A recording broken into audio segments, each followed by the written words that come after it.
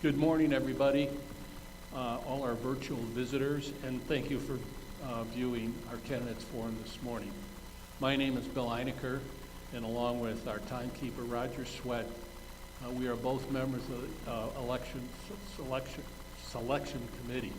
The other members I'd like to recognize this morning are Sharon Cotter, Doug Springer, David Gould, Myrna Oakley, and Cash Striplin. Saddlebrook 2 is very fortunate this morning that we have 5 members of our community who have stepped forward as candidates for the 2 open board positions, which will become effective on 1/1/21. I'd like to introduce our 5 candidates. We have Shirley Dunbar, Rover Liggett, Joyce Howard, George Simon, and Therese Butler. Each of the candidates will now give a 5-minute opening statement, and then we will get into the questions after that. So, Shirley, the floor is yours. Thank you. Good morning. My name is Shirley Dunbar. I live in Unit 17 and became a full-time resident of Saddlebrook recently. I am a member of the Saddlebrook Tennis Club and actively involved in unit activities, well, as many as there have been able to be since we've been here. And I look forward to including golf and pop tennis in my activities. I recently ran for a position on the HOA2 RUA task force, and although I was not selected, I look forward to the time when I can serve, which is one reason why I'm running for this board. Due to the global pandemic, my husband Mike Dunbar and I have had little opportunity to get more involved in clubs and groups. But despite all of the obstacles, we interact with many Saddlebrook residents on a daily basis and have had many opportunities to meet new friends here. I was introduced to Grover Liggett by a mutual friend, and quickly we discovered that we had many of the same concerns and a vision for the future of HOA2. We decided at that time to consolidate our efforts and run for the board together. I've had an eye on service projects and careers all my life. I started at a very young age serving others in my community and church, as well as continuing my higher education by earning both a bachelor's degree from Doane College and a master's degree from the University of Nebraska. I spent the next 23 years serving children and their parents as a teacher, and 10 years serving the Tucson community as an administrator and site principal. It was in my career that I developed exemplary communication skills with a diverse variety of constituents. Reaching out to the community members through personal contact, technology, formal and informal meetings became my means of learning individuals' needs and desires.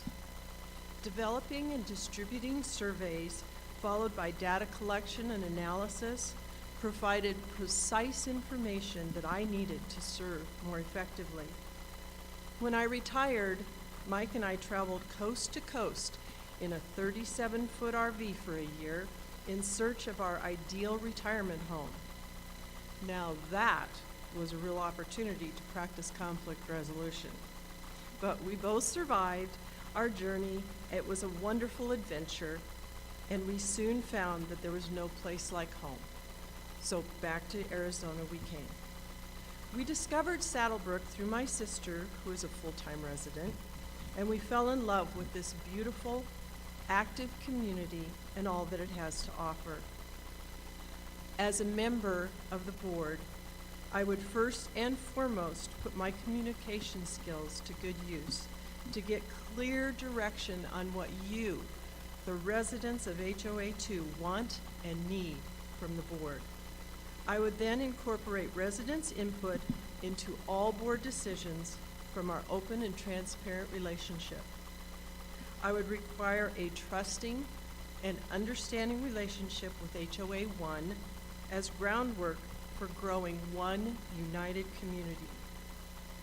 I would work diligently for fiscal security in our HOA to protect our investment and our lifestyle.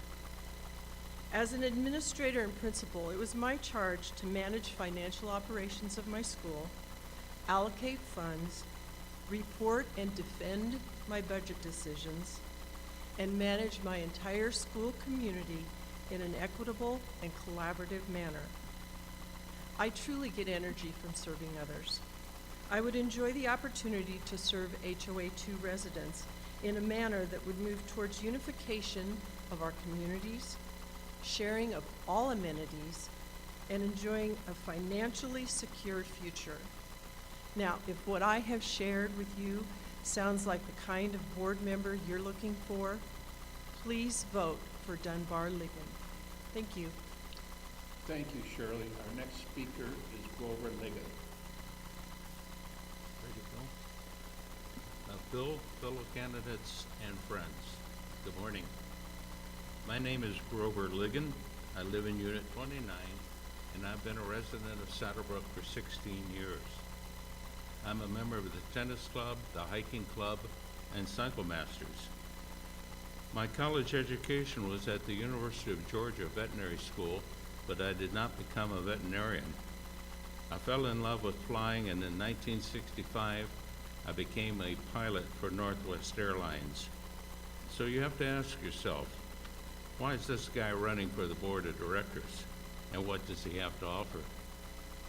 I'm running for the board because I would like to see you as the residents of Saddlebrook HOA2 have an opportunity to voice your opinion about issues and decisions that affect your happiness, sense of belonging, and property values. I am running for the board to create continuity between the residents and board members so that there is a friendly, open line of communication, one to the other. This can be summed up as a greater transparency between the board members and you. I am running for the board to ensure that one of our greatest assets, the reciprocal use agreement between HOA1 and HOA2, is negotiated and completed with openness to all residents of both communities and fairness to both HOAs. The agreement represents an opportunity to take a small step towards combining our two communities. And lastly, I'm running for the board to help ensure that your community is financially viable, that financial issues are faced head-on and solved to the benefit of the residents, that amenities in the community are maintained in excellent condition, and that the life we live here in Saddlebrook continues to evolve without stress or conflict. What do I have to offer? I do not offer what you would consider to be a typical list of lifelong accomplishments, a standard resume, so to speak. I could list every flight I successfully completed as an airline captain, but that would be redundant. Suffice it to say that I successfully managed every aspect of every flight, every detail, along with managing a crew of 16 and safely delivering 400 passengers to their destination. The airplane did not move without my approval. I am detail-oriented, trustworthy, and willing to work for you, creating an environment that will offer you a comfortable and happy life, while sustaining your property values and keeping expenses under control. I hope to bring a new perspective to the board, hopefully one you've been looking for. I desire and promise to find a way to communicate with you more effectively and more often than has been done in recent years. One possible way to do that may be through the unit reps, who no longer seem to be utilized to their full capacity. They are capable volunteers and may offer an excellent way for the board to communicate with you. Your opinion about how things are done here in Saddlebrook counts. The board is established and exists to serve you, represent you, and that can't be done unless board members know what you are thinking, and they will not know what you're thinking unless they ask and you respond. We need to establish a means to receive your opinion and input about issues that come before a board that affect your everyday life. If we don't ask, we will not know. I want to know your opinion, what you think about community issues. It would not be my desire to burden you with the everyday workings of the board. You are here to enjoy the peaceful, pleasant life Saddlebrook was designed to offer. Yet I know from speaking of many of you that you do want to be informed and feel like you have a voice on important issues. The reciprocal use agreement and the preserved tennis courts being examples. I have teamed up with fellow candidate Shirley Dunbar because we share similar ideals, desires, and a willingness to serve this community. In summation, if elected, I will serve only you, as individuals and as a community bound together. I offer you service with fairness, openness, respect, and consideration. Thank you in advance for your consideration and for your vote. Thank you, Grover. Our next speaker is Joyce Howard. Good morning, and thank you for viewing. My name is Joyce Howard, and this is the first time in my life that I'm running for an elected position. I'm doing so because I believe that with my extensive experience and knowledge of HOA matters and my financial background, I could bring a good, solid perspective to HOA matters. First, I want to give you just a bit of my background. I spent most of my career in financial reporting and planning at Northrop Grumman Corporation, a major defense contractor. I am a CPA, inactive, in California and Michigan, and began my career as an auditor at Deloitte Haskins & Sells, which is now Deloitte & Touche.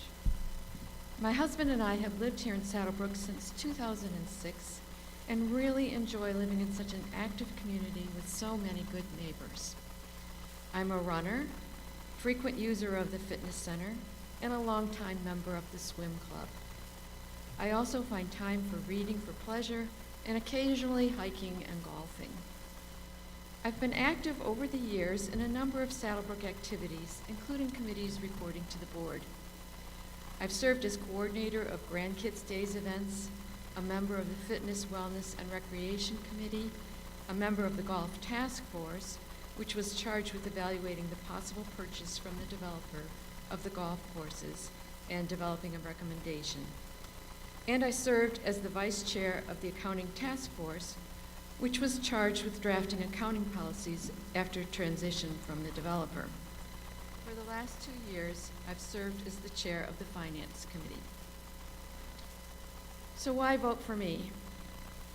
While serving as the chair of your Finance Committee, I've become very aware of the importance of financial consideration. Right up front, before any decision is made, good analysis, considering both near-term and long-term effects, both financial and non-financial, is critical in order to make decisions in the best interests of the homeowners. Tracking the status during the implementation of these decisions while instituting any corrective actions is essential. Both the board and staff must be held accountable for the implementation of decisions, considering not only the financial effects, but also considering whether the expected benefits to homeowners were achieved.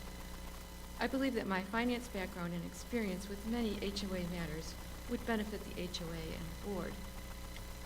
In working on various committees and task forces, and in working with various board members and staff, I've come to believe that there are a few characteristics that every board member should possess.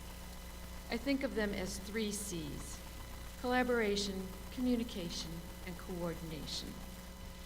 While working with the current board, I've observed how important it is for members to collaborate in order to come to informed decisions based on an open and respectful exchange of ideas.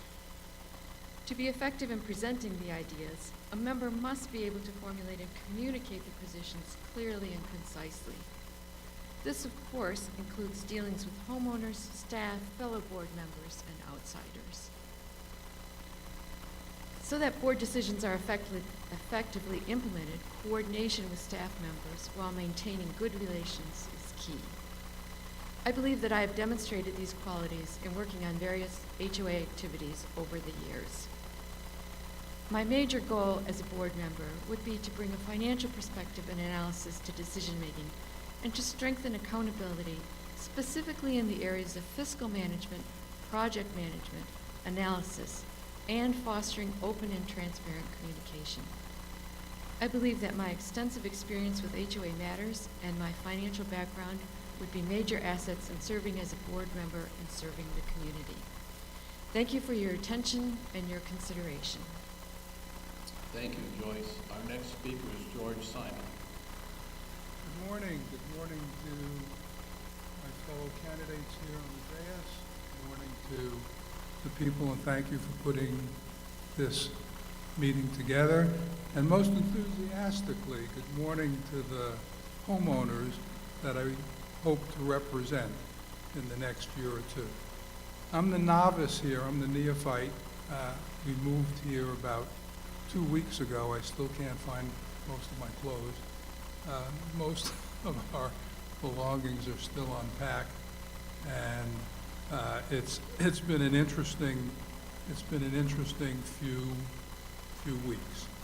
A little bit about ourselves, myself and my wife.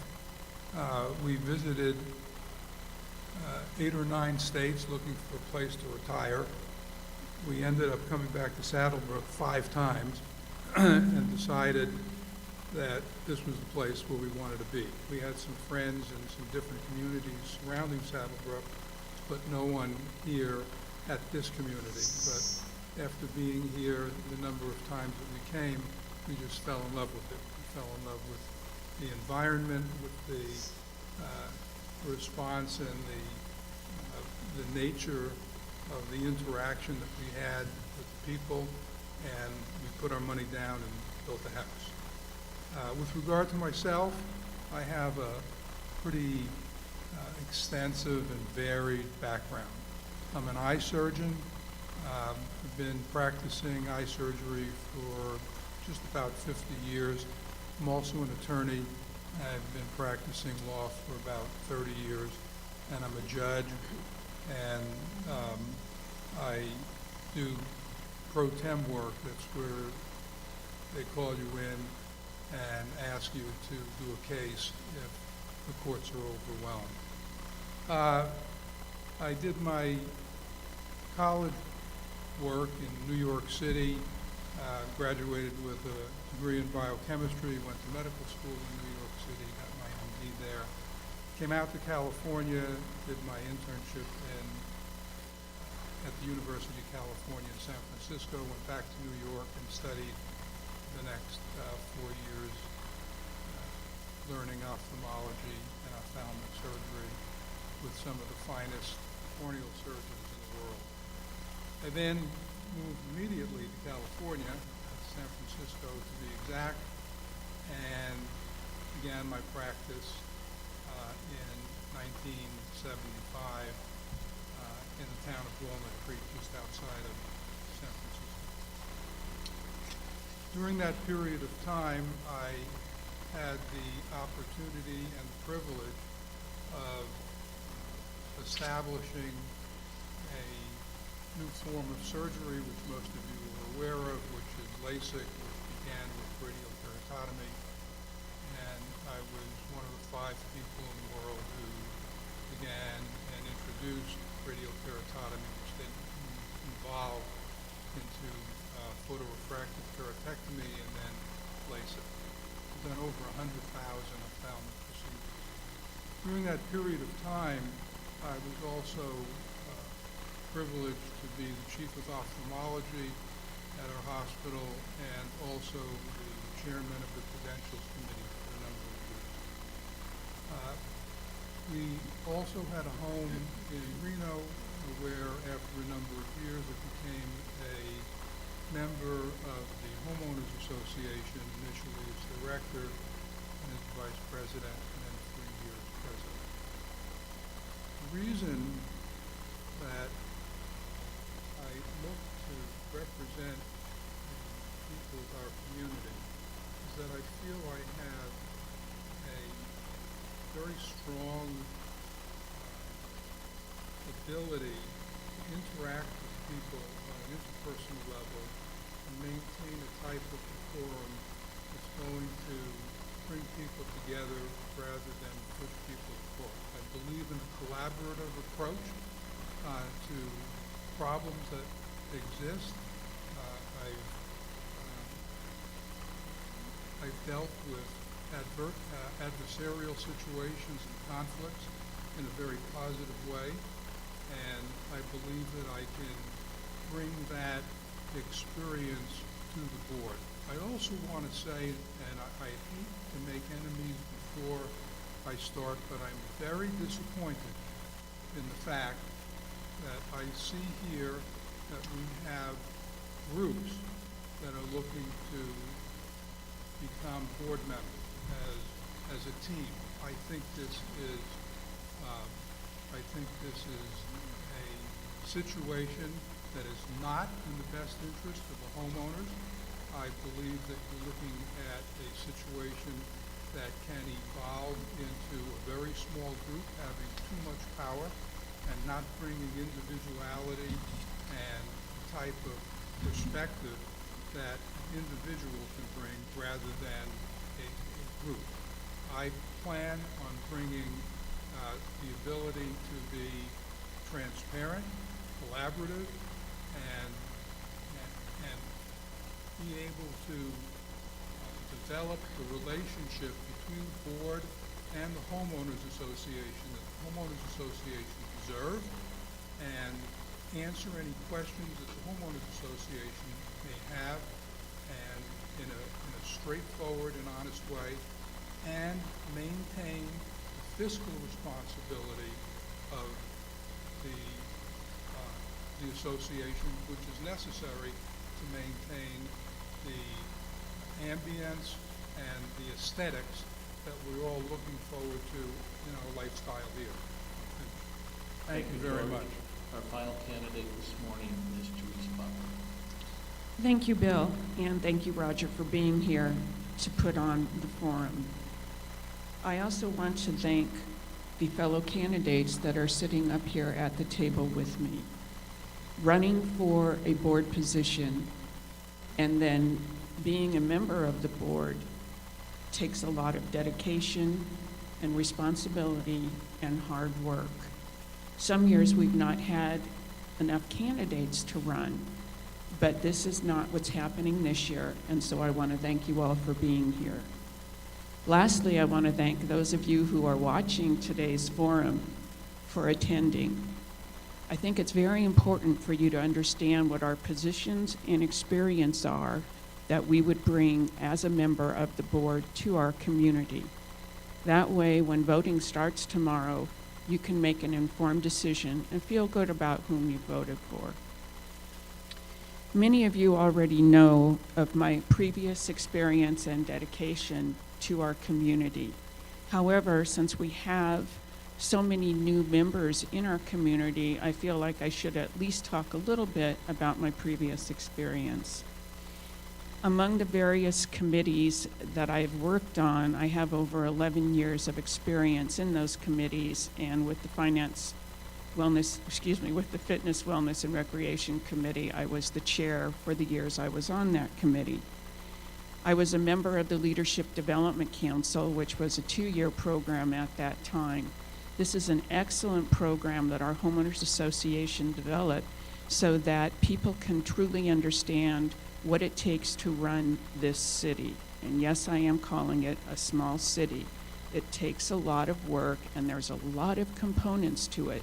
And I think being on the LDC gives people a leg up if they do become a board member, so they are running from the ground day one.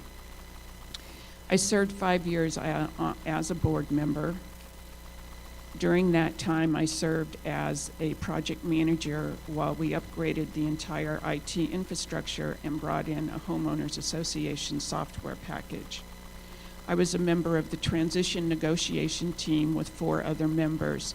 It was our duty to negotiate with representatives of Saddlebrook Development Company for the purchase of the golf courses and the the projects and the products that would come forward with transition. I was president of the first year of post-transition when we spent quite a bit of time updating and developing new policies so that our community could run more smoothly and a board could be less hands-on than we had been and truly stick to policy making and conflict resolution to issues. So people say, why are you running again, Therese? And I have to say it's because I really love this community. I love what it offers to me. I love what it offers to everybody. However, my feeling is that there's still work to do to ensure a smooth running and efficient community or organization, however you choose to look at it. For one thing, I would develop accountability measures and reporting requirements that showed deviations from our project plans and what remediation would be done in order to bring a project back on track. We have a number of instances, and I'm not going to talk about this year because this year is such an anomaly, but where we've had things that are supposed to happen for our association to things out of the reserve study that need to get done so our community will look beautiful, but they're not happening on a regular basis. So these are the areas that I think we could really strengthen. I would also make sure we have stronger contracts when we bring contractors on board with penalty clauses for delays in their work. I'm also seeking to find peaceful and final resolution to conflicts currently facing our community. There will always be more, but I would really like to see things like the reciprocal use agreement, pickleball, and tennis come to an end with regard to the issues that are currently outstanding. Thank you, and I would appreciate your vote for the board. Stay safe, stay healthy. Thank you, Therese. We're now going to go into the questions section of our program this morning. Ask all the candidates to please put the mics up to your mouth. Apparently we're not coming through as loudly as we thought, so that would be appreciated. I want to thank all the residents because as of about 6 o'clock this morning, I have got over 60 questions to be asked for to our panel this morning. Unfortunately, we're going to have to pare that down or we'll be having questions when we're eating dinner. So what we've tried to do is to consolidate some of your questions and to hopefully get the essence of what each of you is asking. How the question session will work is that it will be 2 minutes each board candidate, and then we'll go on to the next questions. I've got about a dozen questions here this morning, and we'll try to wrap this meeting up between 11 and 11:30. So the first question will go to Shirley, and I might mention that as we go through the questions this morning, we will rotate of who the first person to answer the question is. So Shirley will be for the first question, Roland for the second, and so on and so forth. So Shirley, the first question, what do you see as our top 3 pressing issues at this time? The top 3 pressing issues that I see are exactly what Therese just mentioned. Number 1 being the pickleball issue. I think that there needs to be some serious work on both parts to figure out a solution, a viable way for everyone to be happy and to be served. I see the second issue that needs to be resolved between the tennis club and the pickleball and the pop tennis, to be able to utilize our resources and not have one amenity take from another amenity, to be able to provide all the resources so that every single person, resident in our community, has the opportunity to participate in the activities of their choice. And the third one, I think, is mostly for the board to be more representative of what the residents want. I understand that it's difficult and very time-consuming for a board to make decisions for a large community like this. But if we truly aren't representing the residents and making decisions that they enjoy and want to be a part of, then we are not serving, and that is our major goal that we want to be able to do. Thank you, Shirley, for oversight motion.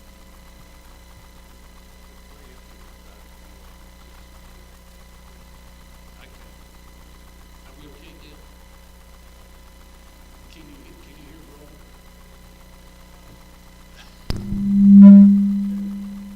Yeah, the switch was turned off when you took the mic out. The three issues I think that are of most importance to this community immediately are the reciprocal use agreement, communication between the board and residents, and the pickleball situation. The reciprocal use agreement is important because it's our opportunity to cement relations with HOA1. We've enjoyed the pleasant transfer of amenities with HOA1 for some 23 years, and we need to continue that.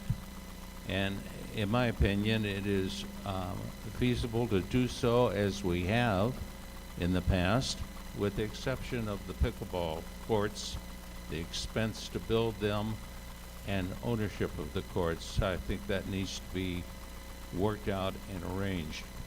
Communication I've touched upon in my 5-minute dissertation about what I think needs to happen between the board and the residents. There just is none right now. Very little. Residents are told a few things, but there is no feedback, and I think that needs to improve. The pickleball, let's see, the pickleball situation is difficult. It needs to be resolved, I think, both in the preserve and with SPA, with the Pickleball Association. There are going to be costs involved. We want HOA1 to be able to use it, but I think that issue needs to be renegotiated or negotiated for the first time with HOA1. Okay,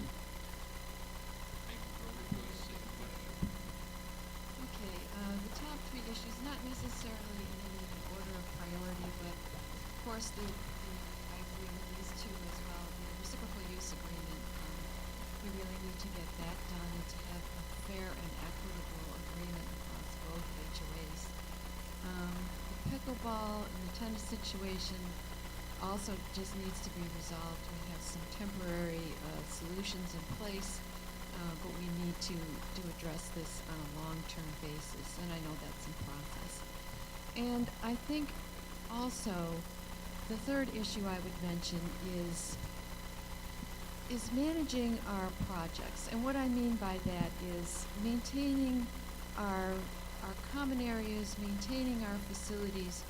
We have a lot of work to do, as we always will, to maintain these facilities.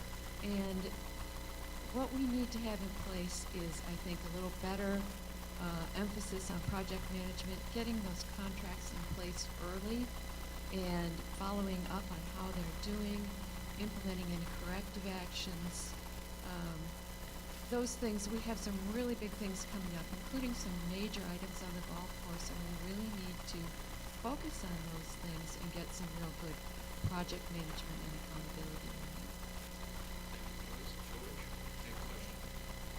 Sure. Well, I think the most important things are four. First is income and expense. I think everything cascades to income and expense. So you have to be realistic in understanding what the revenue is and what your expenses are. And someone wrote me as when they found out I was a candidate for the board, and said that the finance committee had approved of a golf budget that they thought they knew was $500,000 over what it was really going to be. And I answered, and I thought that that was actually a form of malfeasance. So I think the first thing that must be considered is the income and expense. The second thing is the reciprocal agreement between HOA 1 and HOA 2, and I believe that that has to be hammered out to the satisfaction of all of the members of Saddlebrook and the entire community. 3, I think it's most important to maintain the physical environment, and that includes all of the amenities.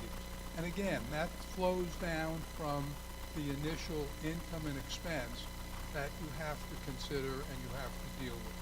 And 4th, and I think that this encompasses the whole nature of living here and the reason that we came here, and that is to maintain a positive relationship within the community so that we all enjoy the lifestyle that we look to have when we came here. I think that those are the most important issues surrounding the board, and the individual issues that come up are part of what I just described, and within that.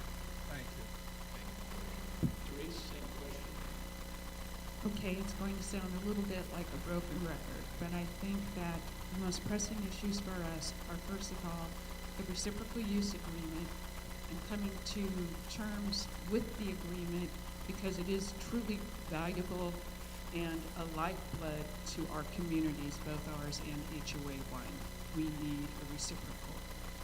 Secondly, I'm putting both pickleball and tennis as one issue because the one is constantly conflicting with the other, and I want to see some final resolution there. And I have my ideas. I have a feeling there are probably going to be questions coming up, so I don't want to waste all my time in this particular answer on that. My third is, once again, I'm going back to accountability. Accountability of our management team, accountability of our staff, and accountability of our board members. I want to see certain things in place that strengthen our ability to get the projects done that we need to do to keep our community looking beautiful and a safe community. Thank you. Thank you, Therese. Second question, and Lori, you'll be the first to answer this question. What is your assessment of the board's response to COVID so far, and what, if anything, would you do differently on behalf of the HOA2 residents?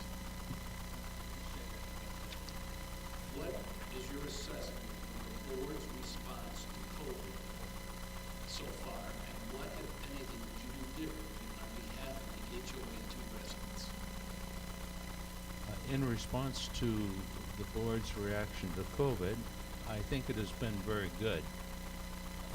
To my knowledge, we've not had more than 7 or 8 incidences in all of Saddlebrook. Several of them have been with employees that we have no real control over.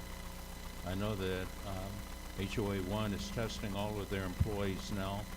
I don't know if HOA 2 does or not, but I think HOA 2 has taken a very conservative approach to COVID. It's not something that we can not have a grip on. We have to maintain whatever rules are necessary as recommended by the CDC. I think that our voting for, or not, excuse me, not voting, but I think our signing up program is excellent for the pools, for the lap pools, everything, all of the amenities that we're allowed to use. And I think a little more can be done than has been done. They've done an excellent job, and I would tend to commend them on that and recommend that we continue along that path. I would have to agree with Grover. I think that the board has done a good job and management has done a good job. They've been quite conservative, and I think that that is very appropriate in a community where most of us are in that vulnerable age group. And so I do think that they have done quite a good job. We have the social distancing in the restaurants. We have taken the temperatures on entering the fitness center. We have mask requirements. They followed the guidelines, and I think that they have done a really good job. And I really can't think of anything that I would do differently, given the situation that we're in now. So thank you. Well, with regard to the board's response to COVID, I give it an A++. And I was also a professor at the University of California, Berkeley. I gotta tell you, I was so impressed with getting emails from the board that indicated employees that came to the proper authorities here and voluntarily said that they had COVID, and that information was instantly, very quickly communicated to the community. And the result of that was that the individual who reported that went on self-quarantine, and where that individual worked, those facilities were cleaned, they were closed for a period of time. I think I couldn't give a higher rating to the way in which COVID is handled here. I am so unbelievably impressed that God bless you for doing it. I think you maintain the safety of the people here, and I kudos. So thank you. You did a great job. Thank you. I was so glad I was not a board member this year, I have to tell you that, because the responsibility that our board members had, along with senior management in implementation of what we needed to do to fight or eliminate or reduce the chance of this virus in our community is remarkable for what they have done. A couple of things that are on the way that I'm really happy about. One of them is that the UV light filter project for our filtration systems or our ductwork. I know the quotes have come in. I know it is expensive, but I know that the board will be discussing this on Wednesday. I think that's a critical path to getting back to the vitality of our organization, particularly if staged so that the areas where the greatest impact is, our restaurants, our fitness centers, hopefully this theater, provide a safe environment, not only from COVID, but from all of the other types of flus, colds, or whatever that we can get. So I applaud them for moving forward on that. Would I change anything? Possibly now. About the only thing I would change is with regard to the fitness centers, instead of having them open in 1.5 hour segments, I would probably have them open in 1 hour segments. Most people are done during that time, and it would allow us to have more people get through there, because that area is always booked and hard to get into. The other thing I might do is move the bar and grill to be open on Saturday and Sundays, at least in the mornings and up to lunchtime. So many people enjoy using or going to breakfast on the weekends. So those are a couple things that I would investigate with the board and management. Again, being the fifth person, my answers will be somewhat redundant, but obviously we have had very few cases, and that tells us we are absolutely doing many things correctly. I commend the board for how safe they have kept all of us, and that we have followed the CDC guidelines, and that they were very proactive and helped keep residents informed. I would suggest two things that I think would help as a newer member of the community. First and foremost, I think to have very clear and consistent guidelines between HOA1 and HOA2 for the amenities and the restaurants. It's a little confusing when there are different guidelines, different places, and you show up and it's closed in one place and open in another. The second suggestion that I would make is to support more adaptations. There are so many people who are staying closed inside of their homes, and it's very important at our age to be able to get out and be active. And if we could find more ways to adapt the clubbed activities and the sports activities that people are used to doing, and have more of them outside in a safe environment, I would like to be able to see more of the residents involved. Thank you. Okay, Joyce, your first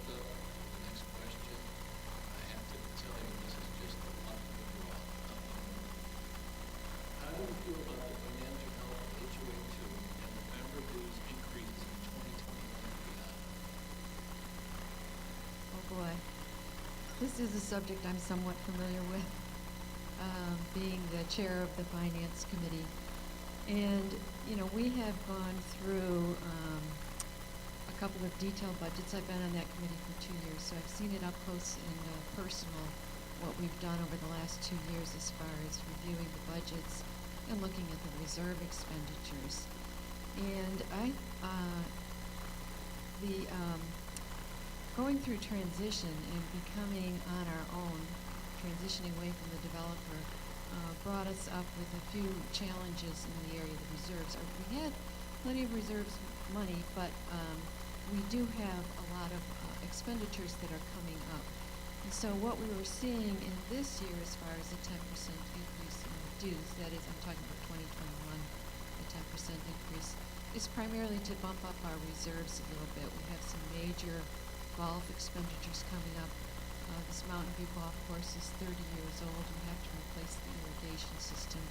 We have some golf carts that need to be replaced. So we have some major items coming up. So that was the driver of this increase in the dues. It's not an operational thing. Up until COVID, we were doing just great in our restaurants and overall. So I do think that, barring unexpected things like COVID, the financial health is quite good.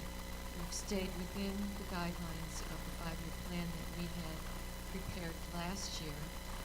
So we had indicated that we would be having this dues increase. And so far, we've done a good job. So the financial health, in my opinion, is quite good. Thank you. Would you repeat the question for me? How do you feel about the financial health of HOA2 and the member dues increases for 2021 and beyond? Okay. You got me here because I'm a neophyte as far as knowledge of what the income and expense situation is. However, based upon my experience in past boards, we'll say that things change. And just because we have bylaws and we have certain things that we do, almost like the Constitution, it's a changing situation. It's not static. And the need to maintain a positive outlook in looking for new ways of raising revenue and looking at new ways of reducing expenses is what is very important. Sometimes we all don't like it. It's necessary to make an assessment of the members or consider raising the dues. And we've done that a few times over 8 years in the homeowners association that I was in. But we should look for things to increase the revenue so we don't have to raise the dues and maintain the standard that we do have. And some of the ways of doing that would be to potentially, and I don't know the situation here, but ways that we've done it in the past was to have golf tournaments with organizations that look to raise money, charitable organizations, do things in restaurants that are special, and do things in entertainment that bring people in from the outside that provide income to our association to allow us to do those things that we need to do without unnecessarily raising the dues or increasing assessments. Thank you. Thank you. I would say the financial health of our homeowners association is very good.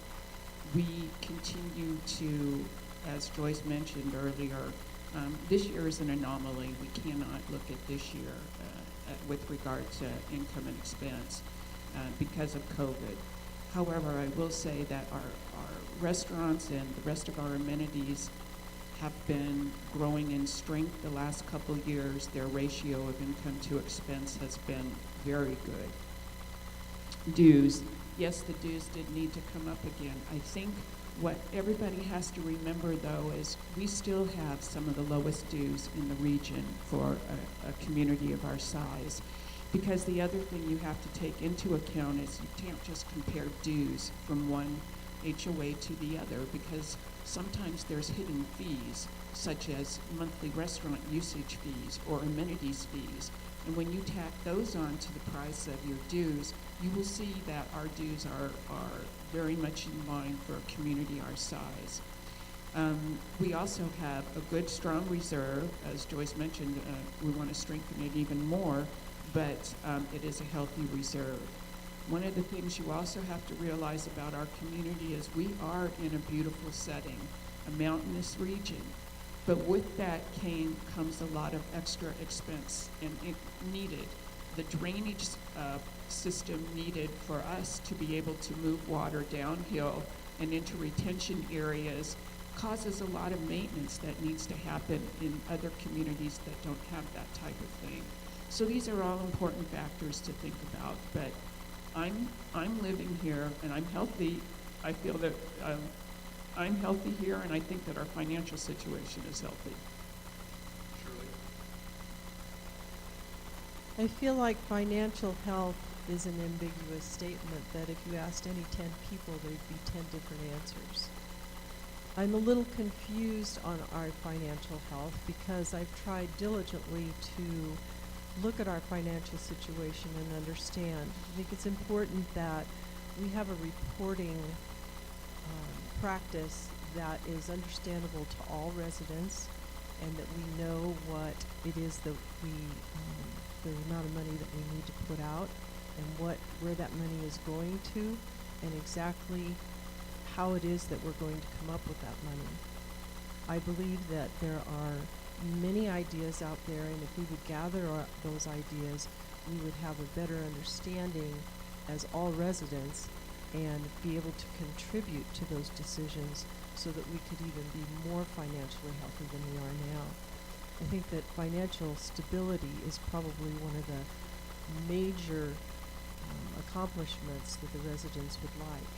As far as increasing dues, I understand that sometimes that is one of the ways that we have to accomplish financial stability. However, there are many of us, especially in these times when our investments have been so hard hit, that live on a very fixed income. And I think it's important that we remember that when we even take a look at raising dues and how far we raise them. Thank you. Thank you. Well, without a doubt, financial health is a problem and needs to always be looked upon. I believe that we have some intense, not debts, but costs on the horizon. The golf courses are expensive to maintain. We're new getting into this, and I think it will take a while for that to resolve itself. When HOA1 transitioned, they spent a considerable amount of money redoing the irrigation system for the golf courses, and I think that lies ahead of us. So do the pickleball courts. We want pickleball here in this community. With the gifts that Robeson has made to us to expand that facility, it's going to be up to us and possibly with the help of HOA1 to expand it. And it's going to be costly. The money has to come from somewhere, and it probably has not been budgeted at this point in time. The problem with raising dues is that they never go back down.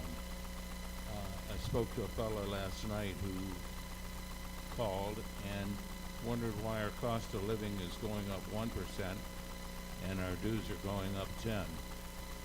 And I'm not sure that that's the best way to fund some of the debt that not debt, but some of the issues that we have, as opposed to, what's the word I'm looking for, that slipped my mind. It's not coming back either. I think there are other ways to fund these amenities that we wish to have in our community besides raising the dues. Would like to see those stay down. There are people here who really can't afford to live here if we continue to raise the dues, much like real estate taxes. Thank you. Okay, thank you, Robert. Our next question, George, you're first up on this.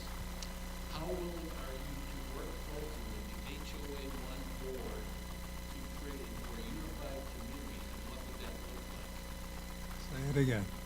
How willing are you to work closely with the HOA1 board to create a more unified community, and what would that look like? Oh, you just hit the nail on the head for me.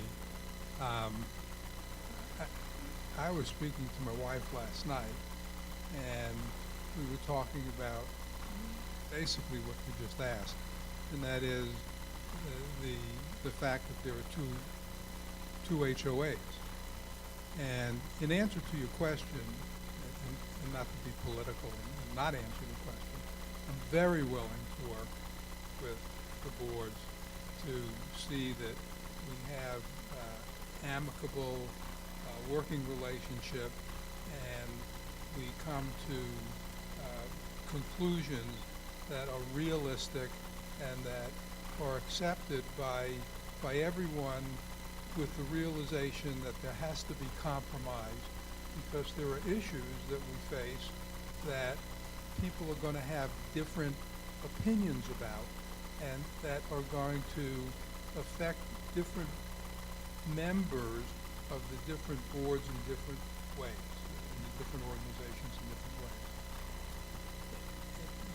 Hopefully this isn't going to sound like heresy, but in the long run, I would like to see us actually work toward integrating the community into a single community, single board, rather than what we currently have. It's not going to, something like that was going to happen, it would have to be done incrementally over a period of years, but that's what I would like to, that's the vision that I would see for this community as it grows. Thank you.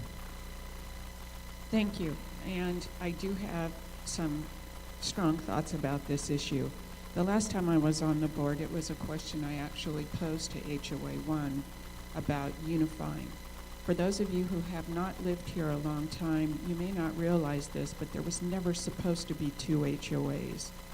And Mr. Robeson admitted later that it was one of the biggest mistakes he made when he went ahead and allowed the two areas to be separated. Well, actually, HOA2 didn't exist at the time.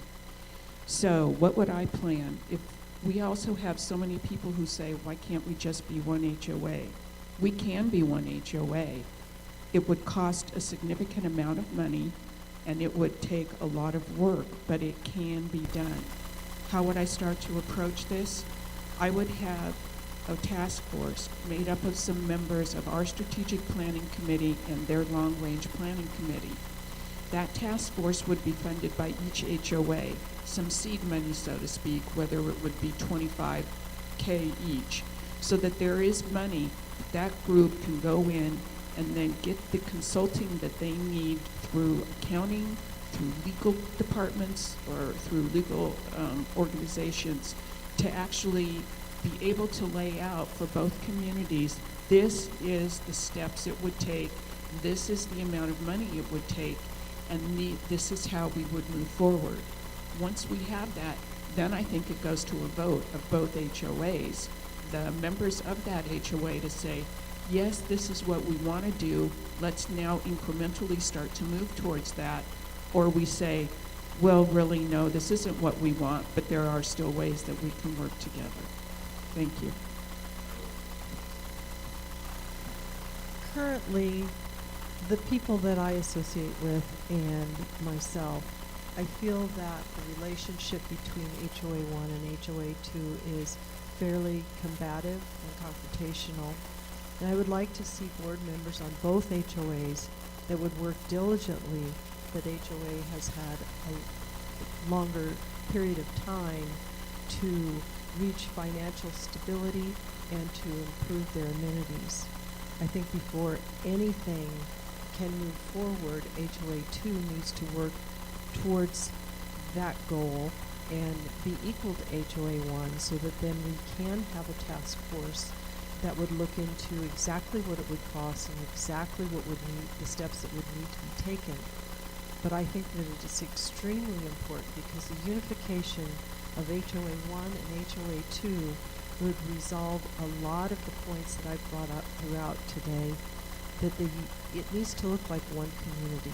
It needs to be the same across the board because it's a lot easier for residents to participate when there is unification and when there's consistency between the two HOAs. Thank you. How willing are you to work closely with the HOA1 board to create a more unified community of that? Still didn't totally get it. It's very echoey, but talking about how the two HOAs can get together and become one. Okay. I think it's important to do that, to work in that direction. I have been in touch with a member or two on the HOA board. They're very supportive, I think, and would like to see our two HOAs get together and do more in common. Certainly the reciprocal use agreement is a good way to do that. I have heard, though I don't know if it's totally true, that Mr. Robeson wishes he had delayed transition for HOA1 so they could have done it at the same time with HOA2. Then we would only have one HOA and this would not be an issue. I feel that it is highly important to share amenities, that we presently go back and forth across an invisible line and use this entire community as one. Many of their amenities are used highly by HOA2 residents and vice versa. I think that if we can continue that and strengthen our bond with HOA1, that it is a good place to go, a good place to be, and I think all residents would benefit from that. I think that it makes perfect sense for the two HOAs to combine at some point, and I would be absolutely willing to work with HOA1 to work towards achieving that goal. As Therese pointed out, though, it's not an easy process and it will take time. And to just ask people, as we've done, do you want this to happen? Well, yeah, we do. But what does that take? What will it take to get there? In my business career, I've worked on many business combinations and mergers and acquisitions of companies. And the first thing you do is you do your due diligence. You go out there and see what you have. You look at the finances, you look at the culture, you look at the facilities, what do they have? What would be the benefits of combining? What would be the cost of combining? What's the process to do it? All of that needs to be laid out so that homeowners can make a good, informed decision as to is this the course of action that we want to take. But I would be absolutely willing to work on this. I would be thrilled if we were all one HOA. It makes perfect sense to me. Thank you. Therese, you're first up on this question. It's also on a similar topic. What specifically needs to be changed in the current reciprocal use agreement other than updating antiquated language? I guess the answer to that is it would depend on who you ask. I say that because when I talk to some members of our community, they just say, just renew it, please. Just get rid of the antiquated language. And I hear other members of the community say, you know, our dues have to cover so many more things. I think that we need to make sure that the usage is equitable and the costs associated with it were equitable. So what I think is happening right now is the task force that's put together is doing their research. They're figuring that part of it out. Is it currently equitable? Will it be equitable 5 years from now? And they will bring that information to the board with their list of recommendations. However, what I think is critical is that before any decision is made, that once that information is available and we know what the alternatives are, that a vote is put to this community, or at least a major survey, to get the input of all the residents on how they want to handle this. I think, like I said, the reciprocal is critical to the health and vitality of both HOAs, and I would like to see it resolved to the benefit of all of us. First and foremost, I think there needs to be transparency of the proposals. We know what HOA 1 has on the table. HOA 2 needs to get to that point so that we can see where the differences are between the two proposals, and then to share them with the residents in a clear and precise manner so that it's not overwhelming, and so that they can formulate an opinion and help us make that decision. The more residents that you have involved, the more it will truly be an agreement. I know that there are parts of the agreement, anything that's 25 years old needs to have a look taken at it and maybe some changes made, but certainly I think that the use of all the amenities between the two HOAs needs to be a very important part that we do keep there, and the cost of keeping the amenities up is something that needs to be agreeable to both, and everything that we do for the reciprocal agreement, I think in the back of our minds we need to remember that our goal that all of us can agree on is to be working towards unification and sharing of all amenities. So we don't want to put anything in the reciprocal agreement that would keep that from happening. Agreeing to a new reciprocal agreement between HOA 1 and HOA 2 is an excellent opportunity to cement relations with our neighbors. While it is true that HOA 2 is newer, that we have more amenities, some of us use HOA 1 amenities more than ours. For some, the Roadrunner Grill is used more than our Mesquite, which isn't even open, and many clubs use their activity center regularly. We use the Vistas, Agave Bar, meeting rooms, gift shop, craft rooms, bocce ball courts, billiard tables, tennis center, and the beautiful golf courses. HOA 1 has remodeled their pool, Roadrunner patio, and brought their golf courses up to top condition. We enjoy the ambience, beauty, and friendliness their facilities provide.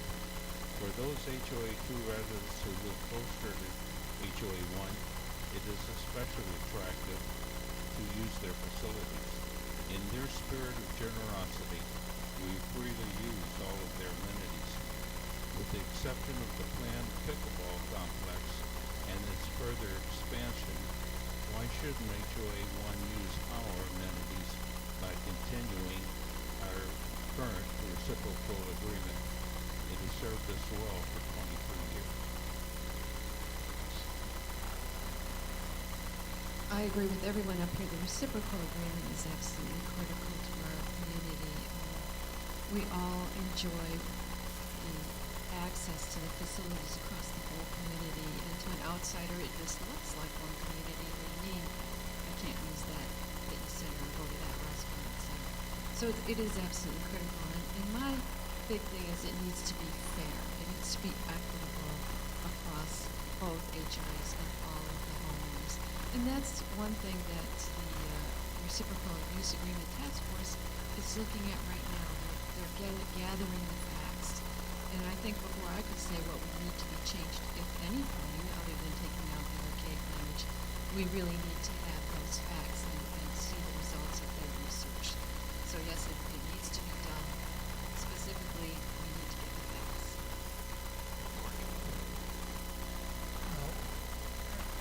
I believe that what needs to be done needs to make sense and be agreeable to the majority of the homeowners and the members of both HOAs. It has to be done through discussion with collaboration, with transparency, and there has to be an understanding that some compromise is going to have to be made, and that compromise is, over the long run, going to show that it's advantageous to everyone to make that compromise, whatever it is. And I think that the changes that need to be made are not as great as some people may believe it to be. And I think that these changes that have polarized people can be minimized by discussion between the boards and presentation to the members of the HOA. So I don't think that this is I think that this problem, which is considerable and engenders a great deal of emotion, can be diffused with discussion, collaboration between the boards going forward. Thank you. Okay, Shirley, back to you as number one. Pickleball is basically funded by its members. If elected to the board, what level of financial support, if any, are you in favor of approving for pickleball? I think pickleball is a very important amenity for our community to have. If you look anywhere online, it is the new upcoming, not only sports, but social activity. And I think that it's very important that we support that. Pickleball has shown the fortitude that they feel that it is so important to them that they have raised a lot of their own money. However, since it is an amenity of our community, I certainly think that they have the right to have us provide funds for them as we do all of the other amenities. I believe that the time and the finances and the effort that has gone into many other directions, trying to find a solution, could better be used looking towards getting the amenities built that they need instead of fighting over what we already have.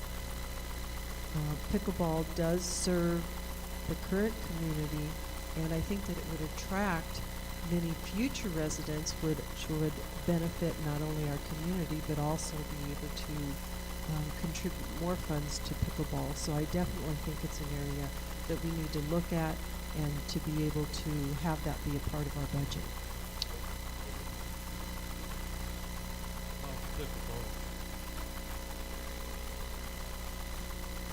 The pickleball situation is a complex issue. I think that we need to have it here in Saddlebrook. Unfortunately, thanks to Mr. Robeson, land has been donated, not only for parking, which was a problem since the county required a certain number of parking spots for the pickleball courts. That has been resolved, and Mr. Robeson gave another parcel of land for an additional maybe 8 courts below the present courts. To build all of this is going to be expensive, and it is an amenity that has not been in Saddlebrook very long. There are a lot of pickleball players. They deserve to play. Some of my best friends play, and I totally support pickleball.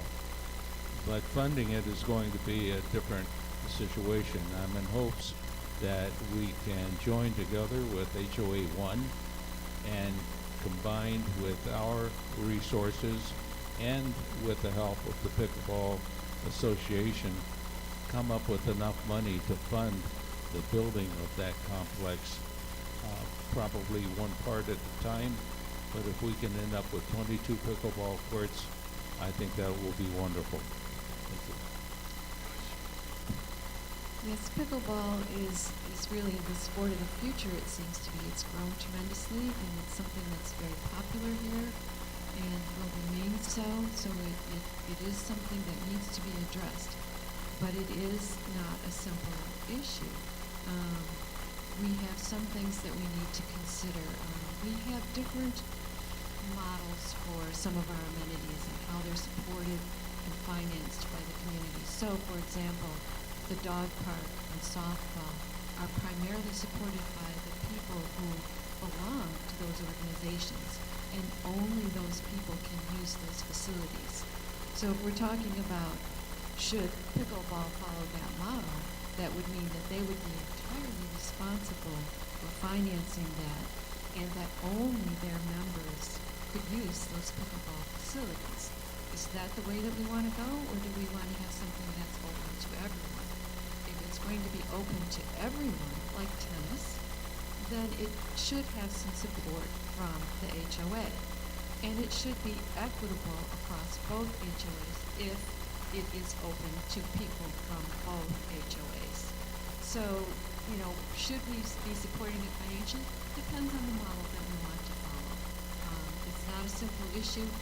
It's certainly a wonderful sport that I think that we should have here.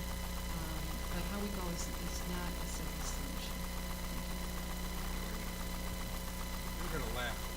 Until about 6 months ago, I honestly didn't know what pickleball was. I was playing tennis. Anyway, we visited a friend in Lake Worth, Florida, with my partner actually for 40 years. He introduced me to pickleball and told me how many people loved it and how many courts were being built. And they came here and Arizona and Southern California and saw pickleball and realized people really loved it. In our complex, we go 4 courts in Reno. But with regard to who's going to pay for it, realistically, if you're going to build a facility and people are going to use it, there's no reason not to ask people to contribute to its use and maintenance.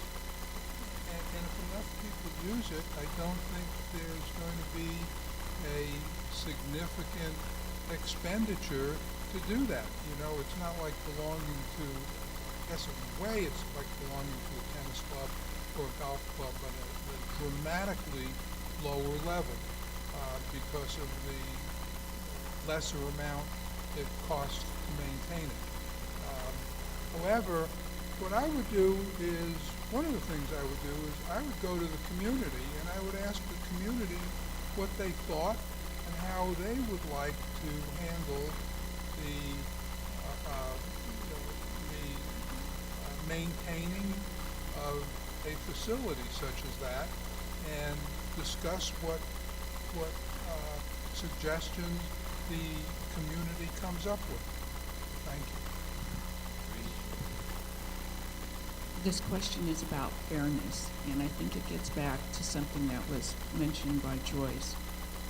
Once, when you look in the documents, the governing documents of our community and those provided when the community was being developed, it will tell you the developer is offering you this many amenities, and these are what you can expect from him, which is what we got. Early on, years and years and years ago, the board at that time established a policy that said any new amenities, you have to fund them yourself. Is that fair? I guess no. I mean, but if not everyone's going to use it, does everyone want to pay for it? So this isn't just a question about pickleball. This is a question to softball, and it's a question to dog park people. Because if you're going to fund one organization, then you need to fund all those organizations. And what will that do? That will be an increase in dues, which I'm not saying is good or bad. I'm just saying that's the reality, and those are the questions that need to be answered. The other question, too, is to ask softball, dog park, pickleball, if this were truly an HOA amenity, are you now willing to give up your, quote, ownership of those facilities and make it equitably used by all? I disagree. I think... Excuse me, it's my turn to talk. This isn't your turn. Thank you. Go ahead. Thank you. Next question, what was your first thought? You were finished. We're in the left. Okay. Robert, next question to you.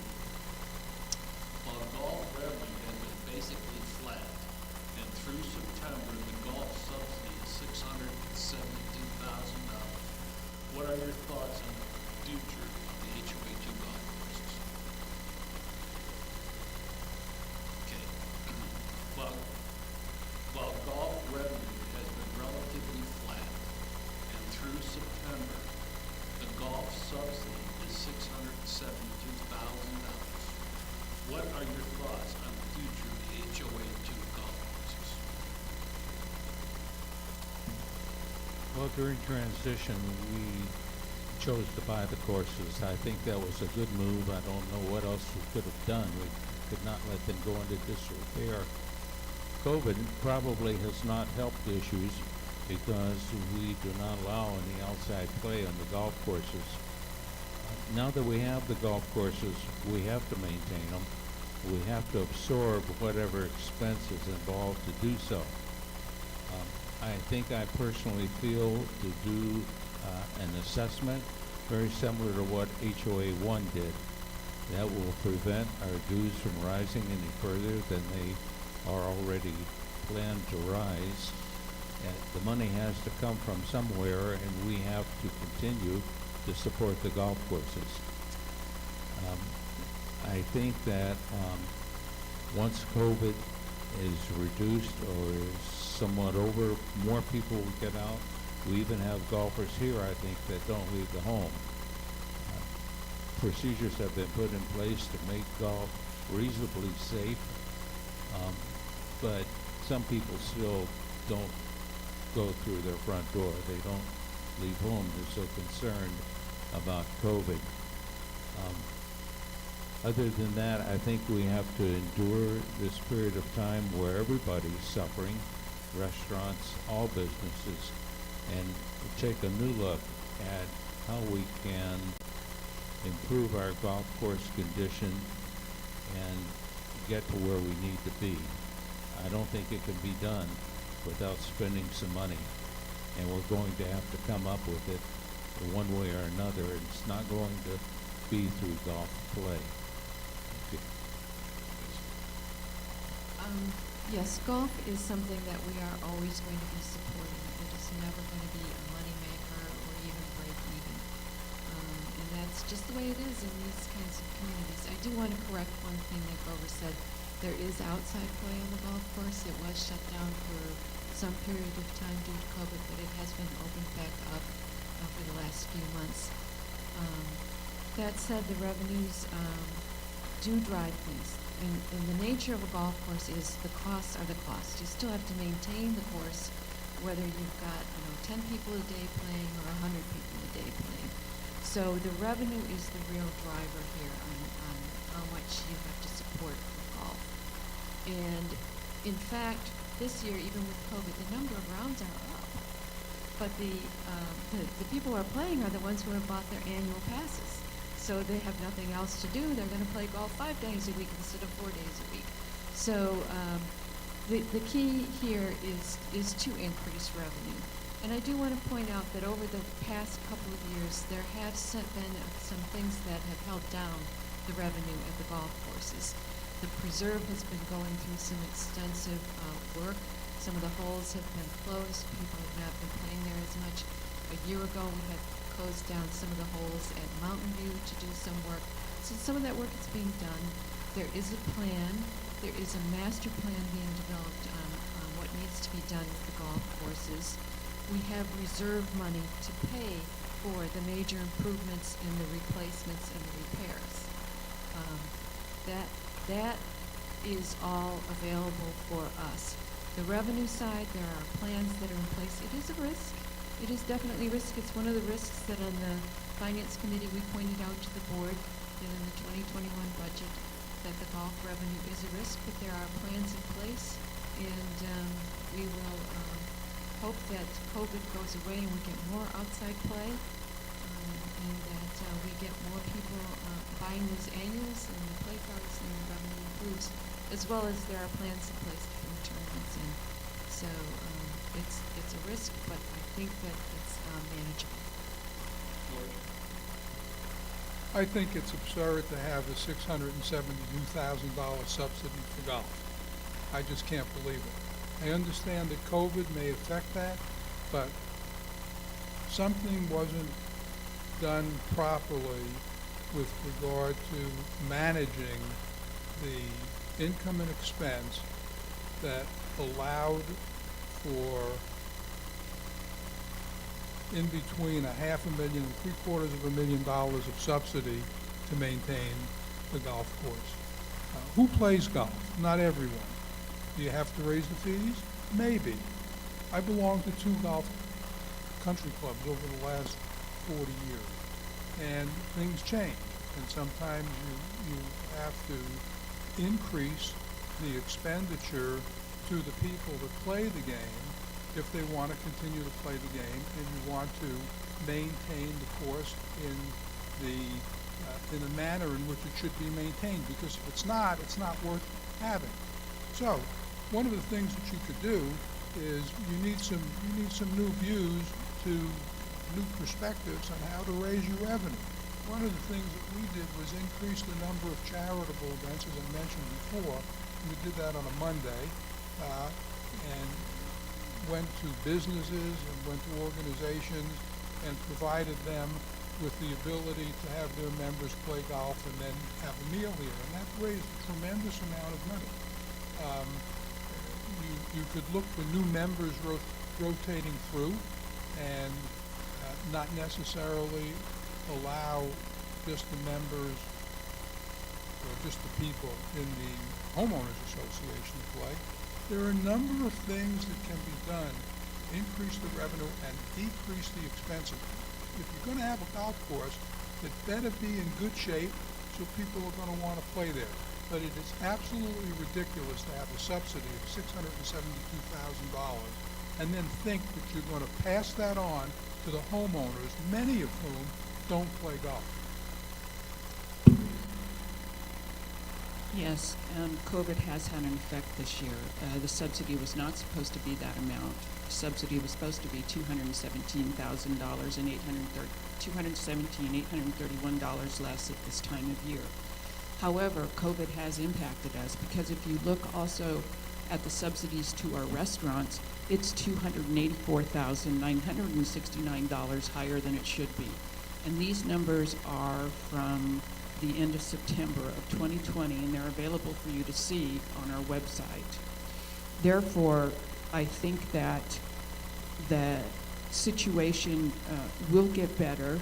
We also understand that there is a chance for increased revenues next year to help offset the subsidy due to some major work that's going to be done over at Saddlebrook Ranch to bring those golfers over here while their golf courses are closed.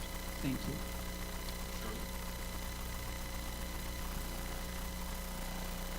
First and foremost, it's totally understandable that in this time of COVID that the golf reserve is flat.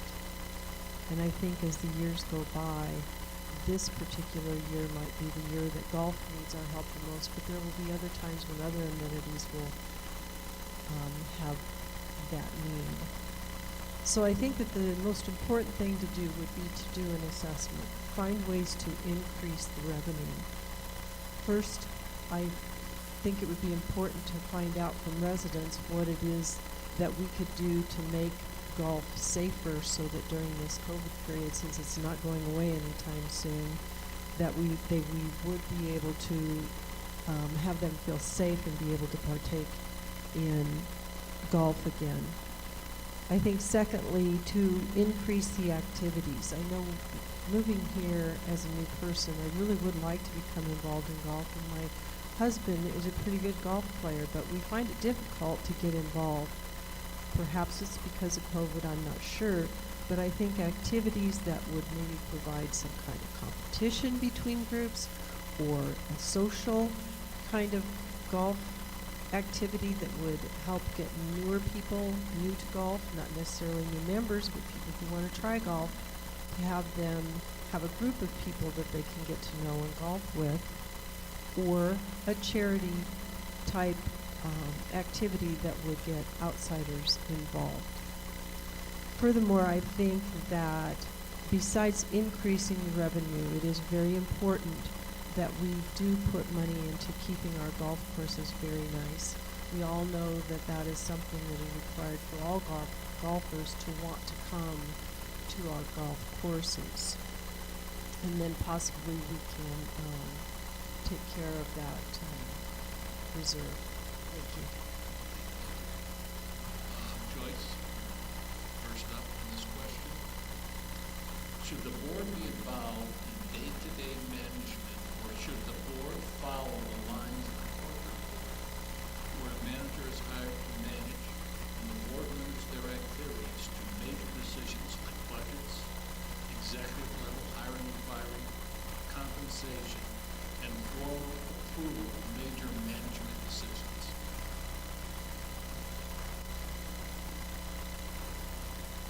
I think that the board should be maybe something a little bit in between. They should not be involved in day-to-day activities as far as, in my view. That is why we have an executive director and staff. But we also have here a number of committees that provide a great deal of help to the staff, and the committees are obviously unpaid committees, and they do provide a great deal of help to staff. And I think that if we were to go maybe more towards a corporate approach and say, okay, well, that really is a staff responsibility, that means increased costs. And so if we have people who are willing to step up and to do some of that support work, and to be sort of the person in between the homeowners, because they are our homeowners, the homeowners and the staff, and to put that point of view out, I think is appropriate. But as far as the board goes, they should not be delving into the day-to-day matters. They should be taking a step back, and I think it's very important to take this step back. Because if you're too involved in putting things together in the management of the project and the management of the staff, it's harder to see the big picture.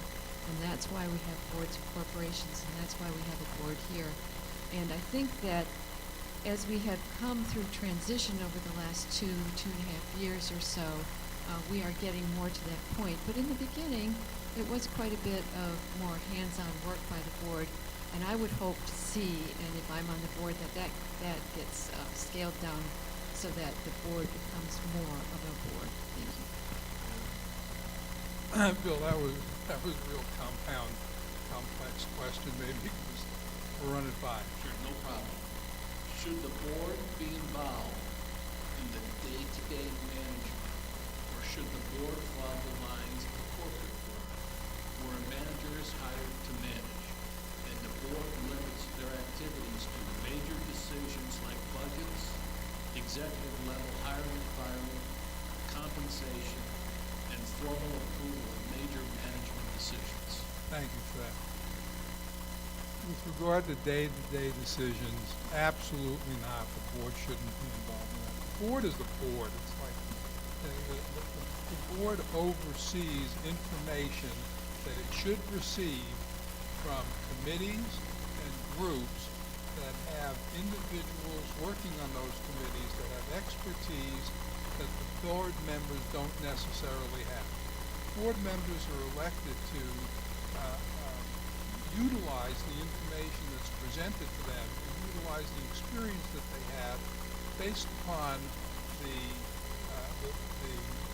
desires and the will of the people that they represent to make those decisions. They should not be making day-to-day decisions. With regard to management, with regard to where income is going to come from, there should be committees set up that the board helps to set up and looks for competent individuals to provide information through that committee that gets to the board, and the board then discusses the information that it has received and makes decisions based upon that information, the board's experience, and the desires of the people that the board represents. I agree that a board should not be hands-on and be involved in the day-to-day decisions. And that's one of the reasons I'm running for the board, is because in order for a board to be able to step back from that, they have to be receiving the information that they need that allows them to step back. That's the accountability that I've been referring to in my opening remarks. I want to see the data, I want to see the plans, and I just want to be able to make sure that they're moving forward. As it is, the board only has one person that reports to them, and that's the executive director. Everybody else reports to the executive director, and that's the way it should stay, with non-interference by the board.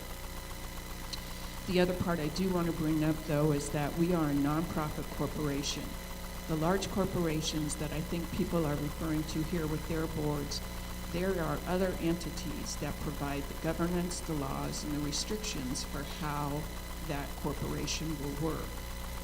This whole community is a nonprofit corporation, and we're responsible not only for those day-to-day operations, which truly are part of a manager's team and not a board, but we also have those other responsibilities, and some of those really are the areas where the board should be focusing their time. I also do not think that the board should be involved in the day-to-day management, nor do I think that we should hire an outside manager.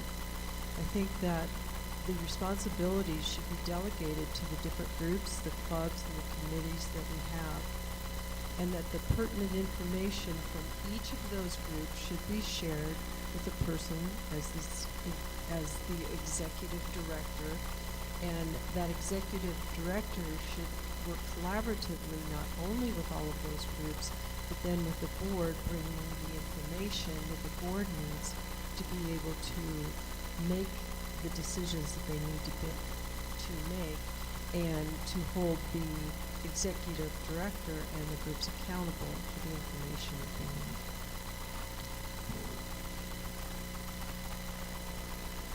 I feel that here at Saddlebrook we have a wealth of very intelligent people, and we need to draw on that. We can do so in the form of committees and in study groups, task force groups that can study the situation and report to the board.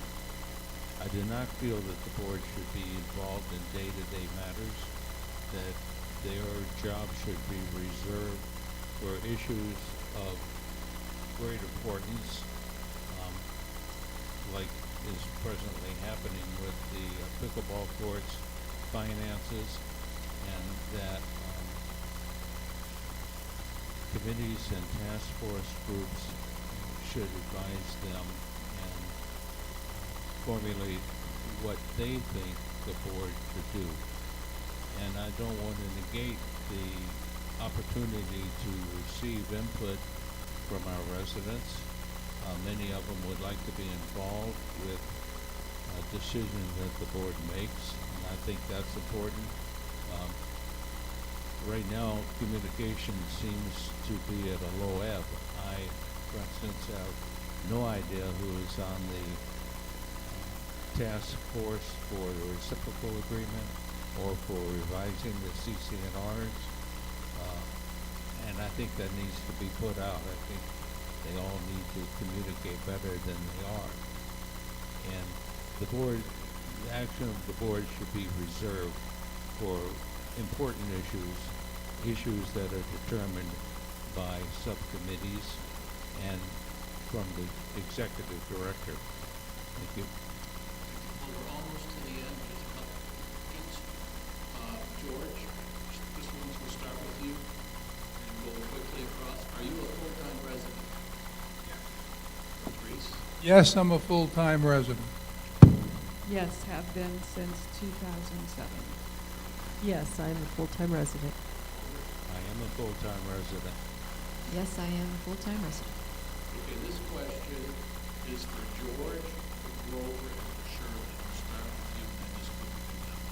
How many meetings, including Zoom meetings, of the various HOA2 committees or board have you attended in the past year? Whoa, I don't know if I can count them. I will have to make a guess. I would say approximately 6. How many meetings, including Zoom meetings, of the various HOA2 committees or the board have you attended in the past year?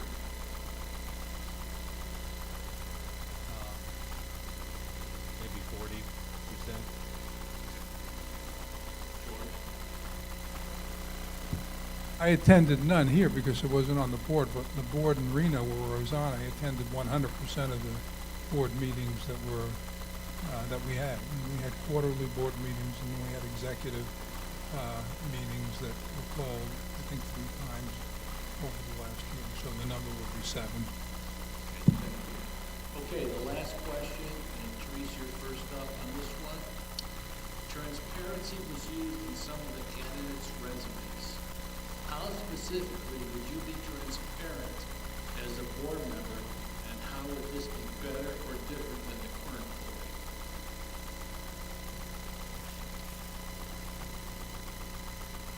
One of the things that we instituted the year I was the president on the board were working board meetings. And the objective there was to make it as easy as possible for non-board members and members of the community to actually see and be a part and participate in the matters that the board is working on. I believe in those. I believe that this year has made it significantly harder because the only way you can see the mechanisms of what's going on the board are through Zoom meetings, or forums such as this.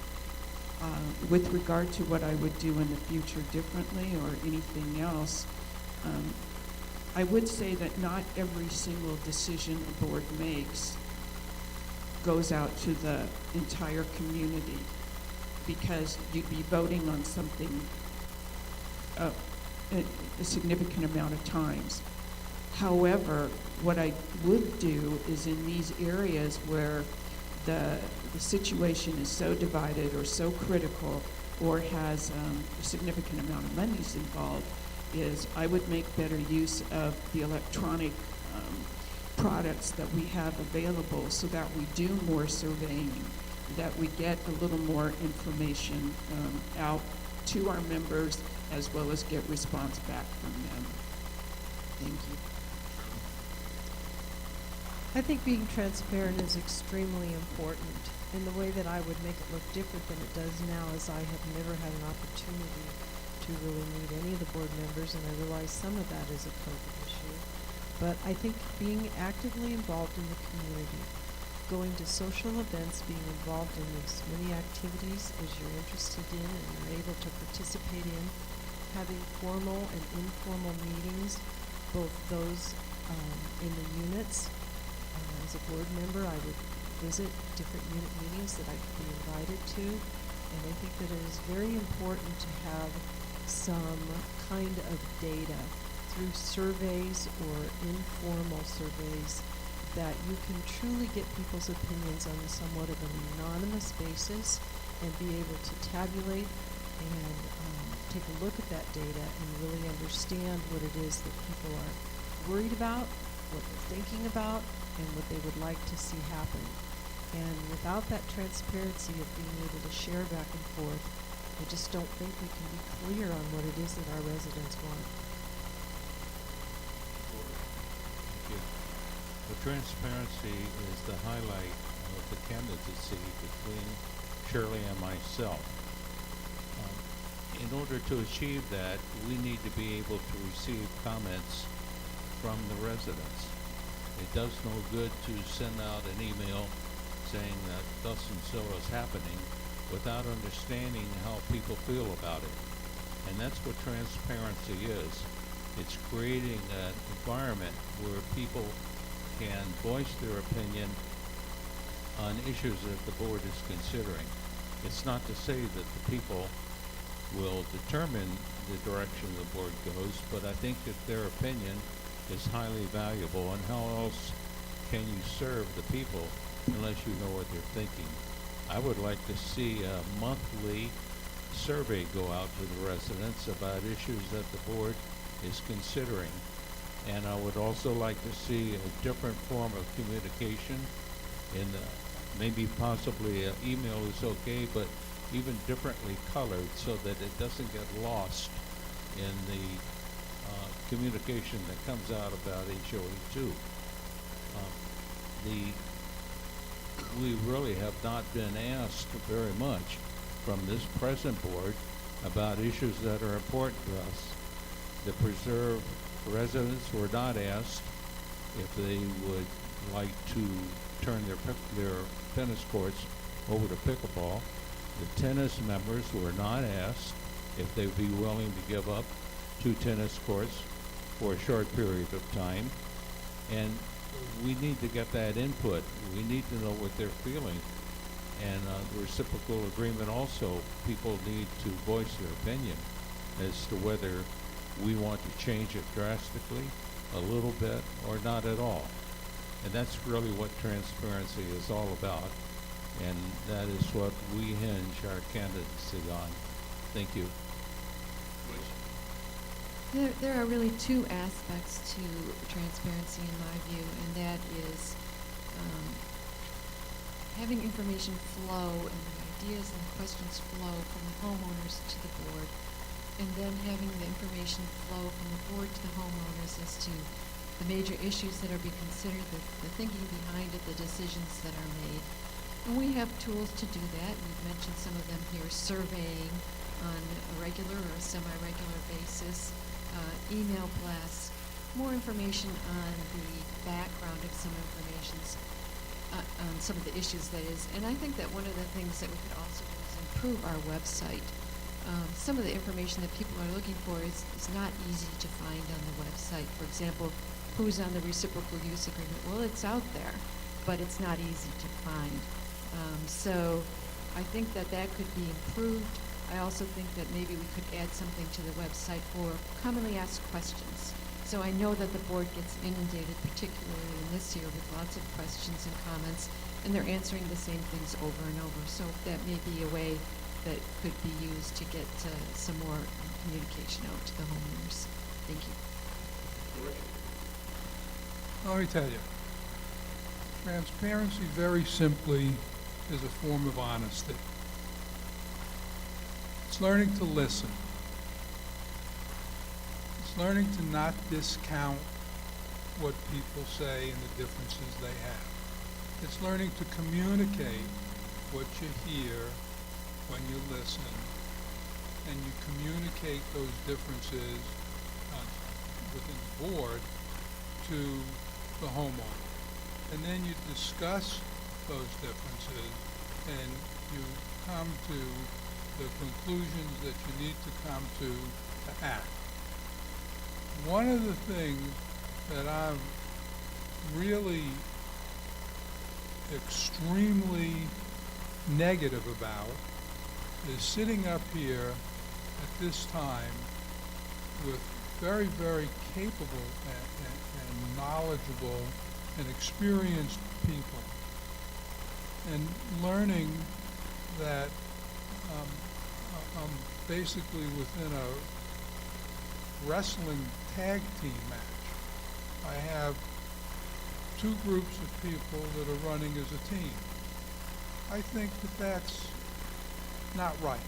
I think that the homeowners are losing the ability of the individual, or what the individual brings to the table, because you basically have a clique, and you have a power, you have a form of power that is overwhelming and that can control the board.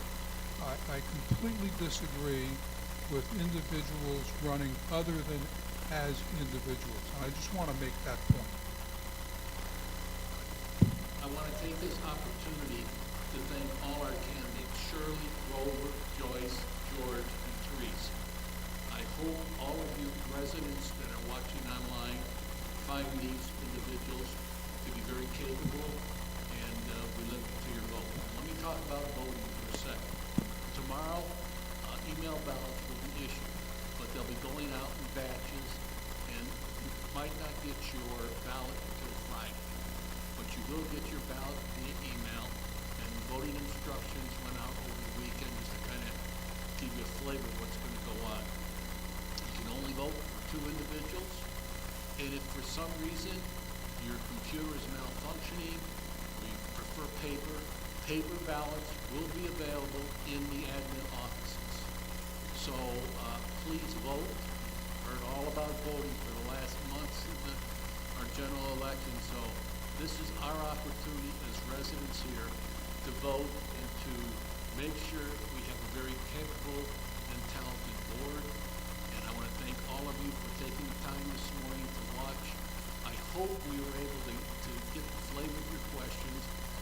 It was tough with 60 questions and within some time constraints, but I hope we did a good job, and everybody have a safe day and stay healthy. Thank you.